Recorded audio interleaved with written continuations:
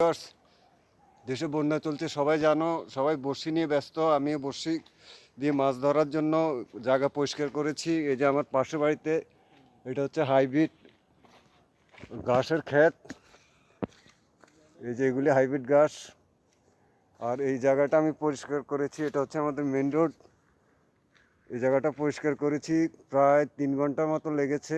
আগামীকালকে বড়শি পাবো, যদি কিছু পাই তোমাদেরকেও খাওয়াবো। দোয়া করিও আমার জন্য। এই যে এলাকার ছোটো ভাইরা বড়শি বাইতেছে, মনে হয় 2-1টা পাইছে, এমন আহামরি কিছু পাচ্ছে না।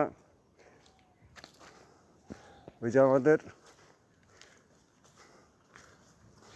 মতিন ভাই বিশার বাড়ির শহীদ পরিবার, বাবা মুক্তিযুদ্ধে শহীদ হয়েছে, ওই শহীদ ভাই শহীদ হয়েছে, শহীদ ফ্যামিলি।